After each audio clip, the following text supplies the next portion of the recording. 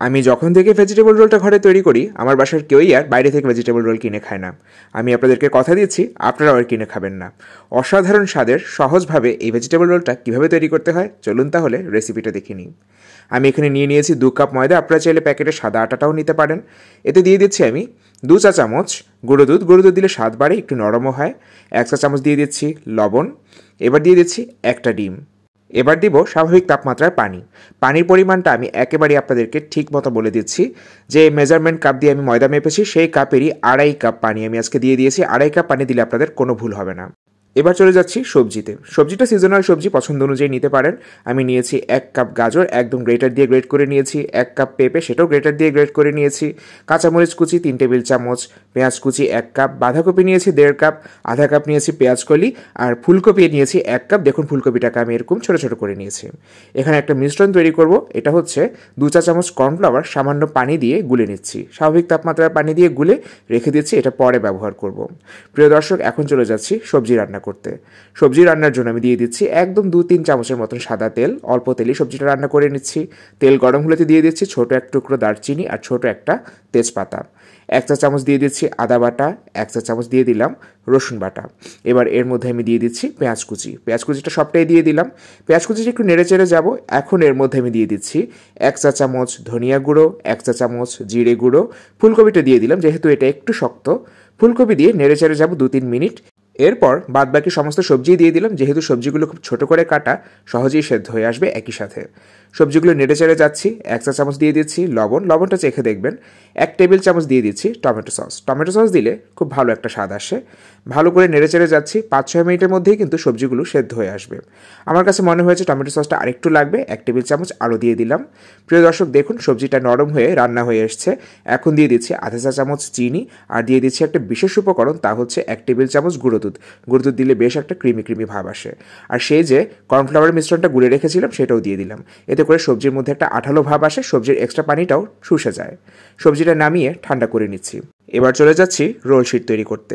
একটা ফ্রাই প্যানে আমি 1 ফোঁটার মতন তেল দিয়ে দিলাম। একদম অল্প তেল দিতে হবে, আর ননস্টিক হলে খুব ভালো হয়। এখন সেই গোলানো মিশ্রণ থেকে 1.5 হাতার মতন করে মিশ্রণ দিয়ে দিলাম। ফ্রাই প্যানের সাইজ অনুযায়ী আপনারা ছোটো বড় রোল তৈরি করে নিতে পারেন। দেখুন এবার আমি আলতো হাতে এটা দুলিয়ে নিচ্ছি।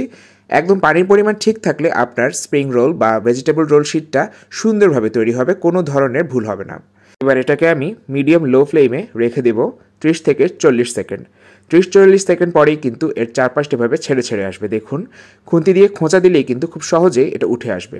খুব ভারীও না, খুব পাতলাও না, এরকম পারফেক্ট ভেজিটেবল রোল শিট তৈরি হয়ে যাবে। আমার আজকে 2 কাপ ময়দা থেকে 15টার মতন ভেজিটেবল রোল শিট তৈরি হয়েছে। এটা কিন্তু আপনারা এয়ারটাইট কন্টেইনারে রেখে সংরক্ষণ করতে পারবেন। প্রিয় দর্শক, এবার চলে যাচ্ছি অন্য একটা মিশ্রণ তৈরি করতে। আমি এখানে নিয়ে নিয়েছি আধা কাপ পরিমাণ ময়দা।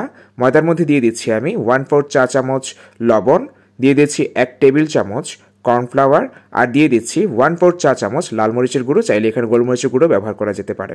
এবার স্বাভাবিক তাপমাত্রায় পানি দিয়ে আমি এটাকে গুলে নিচ্ছি। একটা ঘন ধরনের মিশ্রণ তৈরি করে নিচ্ছি। আপনারা চাইলে এটা ডিম, গোলমরিচের গুঁড়ো, লবণ দিয়েও তৈরি করতে পারেন। এবার সেই তৈরি করে রাখা শিটের মধ্যে আমি আগে থেকে রান্না করে ঠান্ডা করে রাখা ভেজিটেবলটা দিয়ে দিচ্ছি। একটু পর্যাপ্ত পরিমাণেই দিবেন, যেহেতু ঘরোয়া রান্না।